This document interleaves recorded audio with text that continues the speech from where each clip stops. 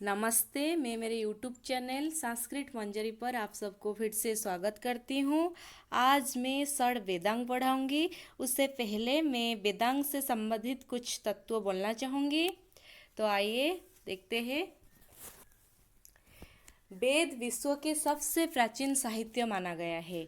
वेद भारत के एक पवित्र ग्रंथ है जो हिंदुओं के प्राचीनतम और आधारभूत धर्म ग्रंथ है। 4 वेद है, जैसे ऋग, यजु, साम और अथर्व। वैदिक संहिता और उनसे संबद्ध संहिता के विधिवत अध्ययन के क्रम में जिस साहित्य का विकास हुआ उसे वेदांग के नाम से अभिहित किया जाता है।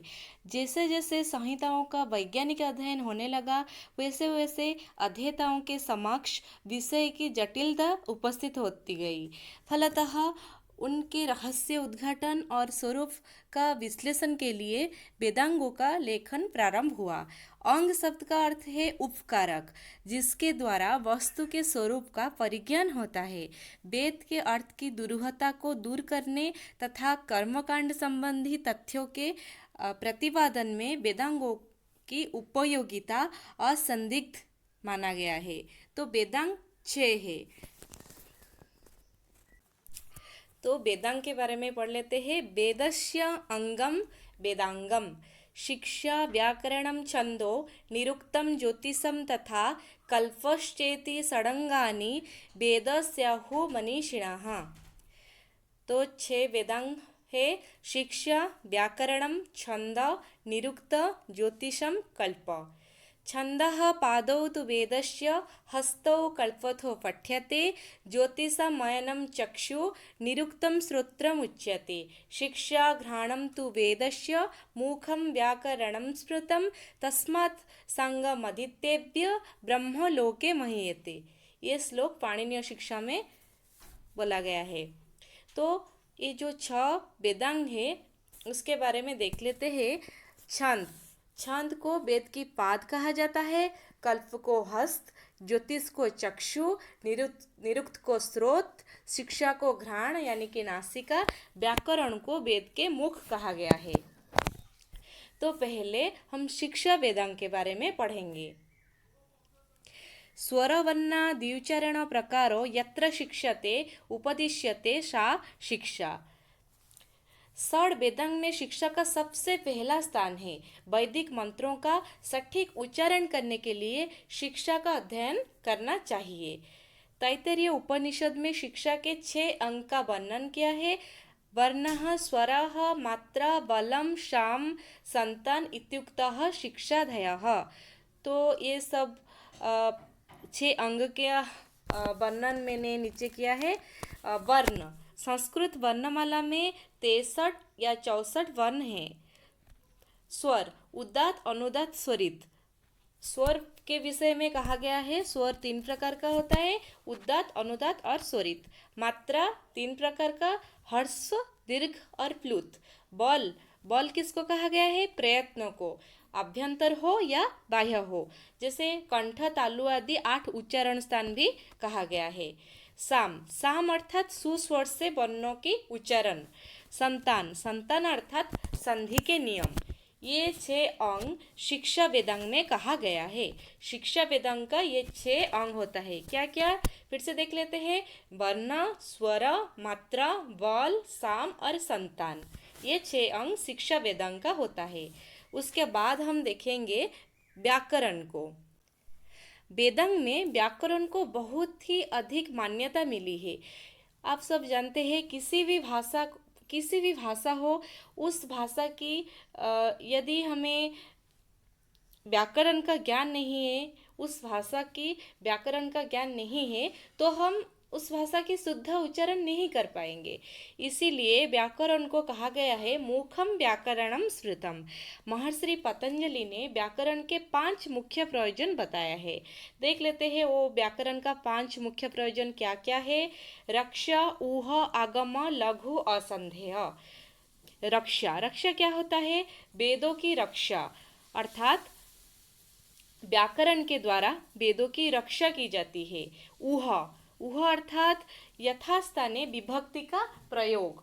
व्याकरण के माध्यम से हम यथास्थान पर जो जो विभक्ति प्रत्यय लगेंगे वो सब हम ठीक से प्रयोग कर पाएंगे। आगम, निष्काम भाव से वेदाध्ययन। लघु, संक्षेप में शब्द का ज्ञान। असंदेह, संदेह का निराकरण।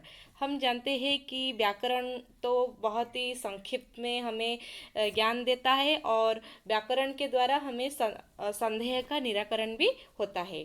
तो ये 5 था व्याकरण के अंग।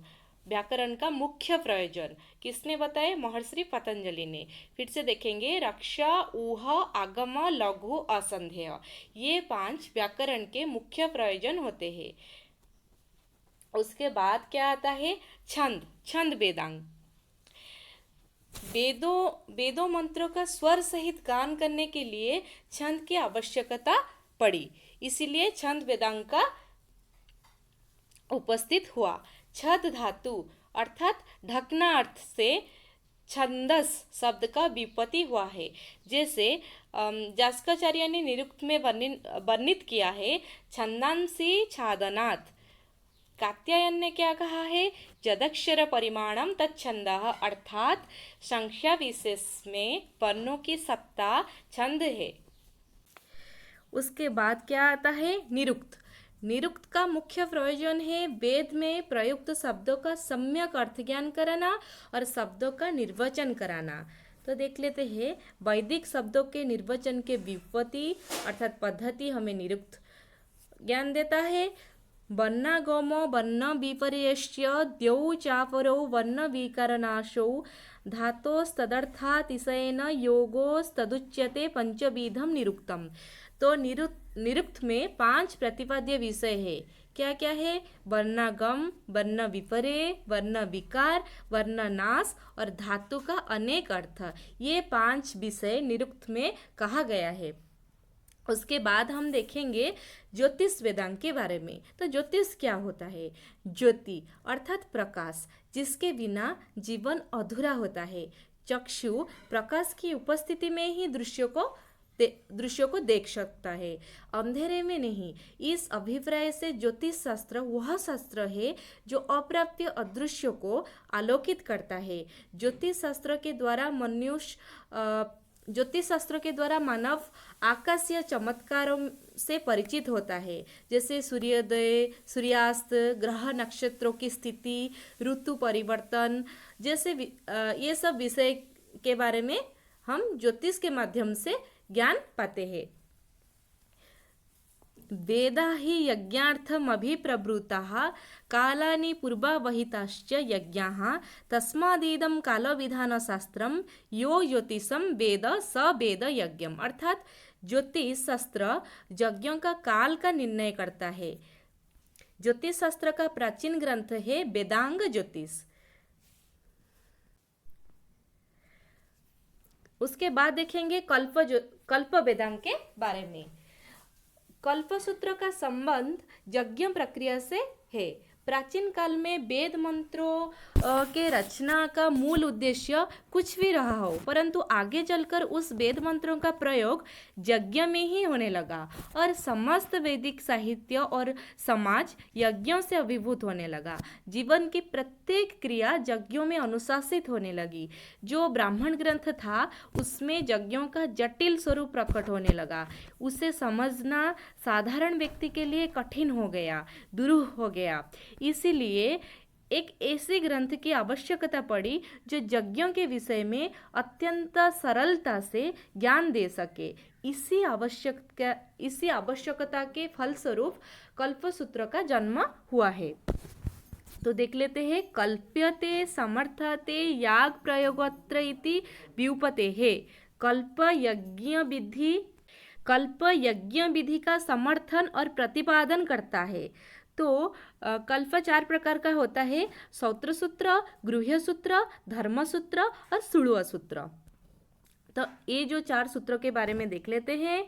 सौत्र सूत्र क्या है? सौत्र सूत्र इसमें क्या वर्णित है? सौत्र सूत्र में वैदिक यज्ञ का वर्णन है, वैदिक यज्ञ का क्रमबद्ध वर्णन है, किस क्रम में हमें वैदिक यज्ञ करना चाहिए, तो सौत्र सूत्र में इस बारे में वर्णन है। गृह सूत्र, गृह सूत्र में कौन से विषय है? गृह सूत्र में 16 संस्कार, 5 महायज्ञ, 7 पाकयज्ञ, इस बारे में वर्णन है। धर्मसूत्र, धर्मसूत्र में क्या है? रीति नीति, 4 वर्ण, 4 आश्रम के कर्तव्यों, सामाजिक नियम आदि का वर्णन है। तो सुड़व सूत्र में क्या वर्णन है? सुड़व सूत्र में यज्ञ के वेदी निर्माण के पद्धति के विषय में वर्णन है। तो ये था कल्प वेदांग की 4 अंग, सौत्र सूत्र, गृह सूत्र, धर्मसूत्र, सुड़व सूत्र। ये था आज का हमारा टॉपिक। और अगर ये टॉपिक आपको अच्छा लगा हो तो मुझे कमेंट में बताइए, और इस विषय पर किसी को यदि कोई संशय रह गया हो तो मुझे कमेंट में बताइएगा। धन्यवाद।